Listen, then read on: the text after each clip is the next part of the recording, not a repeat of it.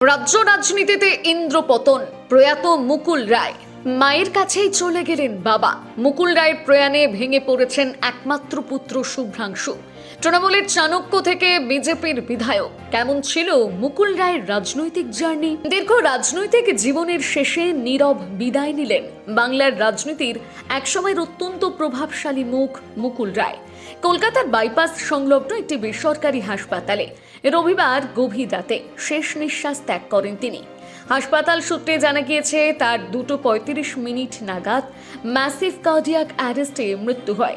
মৃত্যুকালে বয়স হয়েছিল 71 বছর। দীর্ঘদিন ধরে বার্ধক্যজনিত একাধিক জটিল অসুখে ভুগছিলেন তিনি এবং প্রায় 600 দিন হাসপাতালে ভর্তি ছিলেন। গত কয়েকদিন ধরে শারীরিক অবস্থার অবনতি হচ্ছিল। রাজনীতির অন্দরে তিনি একসময় পরিচিত ছিলেন তৃণমূলের চাণক্য হিসেবে। 1998 সালে অল ইন্ডিয়া তৃণমূল কংগ্রেস প্রতিষ্ঠার সময় থেকে দলের সঙ্গে যুক্ত ছিলেন তিনি। দল গঠনের প্রাথমিক পর্যায়ে সাংগঠনিক শক্তি বৃদ্ধিতে তার ভূমিকা ছিল অত্যন্ত গুরুত্বপূর্ণ। দীর্ঘদিন তিনি দলনেত্রী মমতা বন্দ্যোপাধ্যায়ের ঘনিষ্ঠ সহযোগী এবং কার্যত সেকেন্ড ইন কমান্ড হিসেবে পরিচিত ছিলেন। সংগঠন বিস্তার, নির্বাচনী কৌশল এবং সাংগঠনিক সমন্বয় তার দক্ষতা রাজনৈতিক মহলে স্বীকৃত ছিল। পরবর্তীতে কেন্দ্রীয় রাজনীতিতেও গুরুত্বপূর্ণ দায়িত্ব সামলান তিনি। রেল মন্ত্রকের দায়িত্বে থেকে দেশের প্রাক্তন রেলমন্ত্রী হিসেবেও কাজ করেছেন। তবে রাজনৈতিক জীবনে মোড় ঘোরে নারদা কেলেঙ্কারির পরবর্তী সময়। 2018 সালের 25 সেপ্টেম্বর তিনি তৃণমূল কংগ্রেস ছেড়ে ভারতীয় জনতা পার্টিতে যোগ দেন।